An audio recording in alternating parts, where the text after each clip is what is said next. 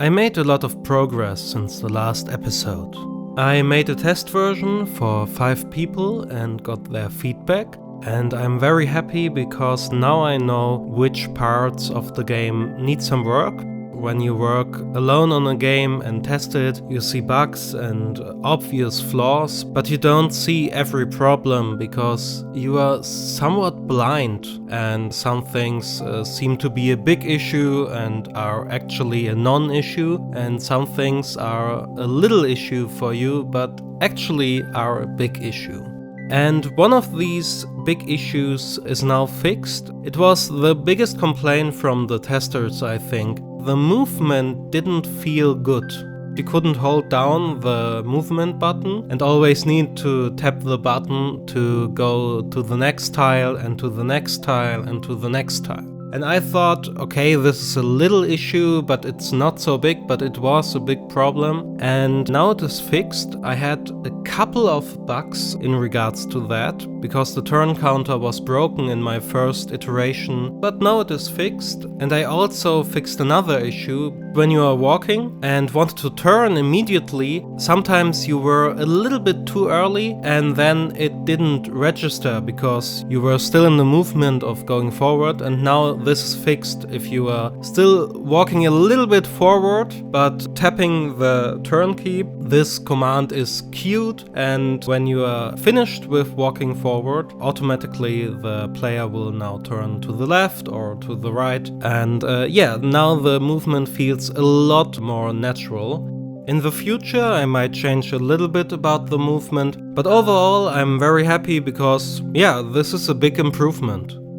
I also implemented the dialogue system, which is one of the more complex things in the game, and I run into bugs on a quite regular basis, but thankfully these bugs are mostly easy fixes, and now I understand my own system a little bit better and the bugs don't happen so often anymore. It's not only dialogue, I also implemented the first quest, and you speak with this old man. He is searching for his son because his son didn't come back, and now you need to find the son and bring him back. And this is an escort quest in a way. I really like the escort system because I don't need to program an AI, which would get stuck on walls and all this stuff that is in every game. And I didn't had the idea from Daggerfall, but I saw that Daggerfall does this also. It works really good in Daggerfall, so I thought, this is another good reason to use it. And I'm very happy because it means a lot less work. I don't want to have a lot of escort quests, but maybe 1 or 2. The quest also had only one real ending at the moment. I want to have a very complex quest system and have different outcomes to ensure that the player has a lot of freedom and a lot of choice. But for the test version I only programmed one ending. It was just too much work,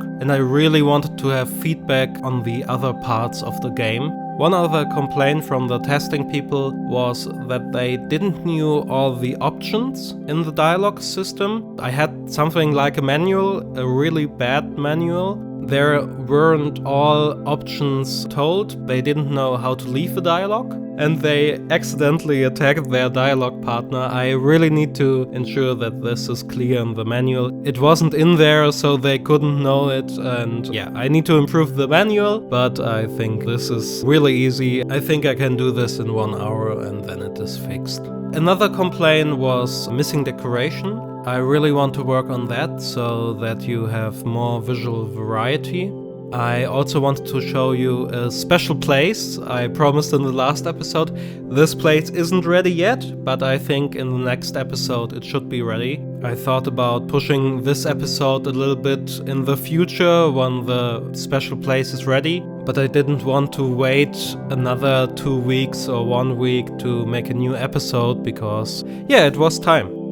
Also, something I wanted to mention, there is now a whole page only for Sonucido the Mage, with an FAQ and a lot of other stuff. It's smokesandfrogs.com/Sonucido. It's the first link in the description, and there you can find a lot more information about the game.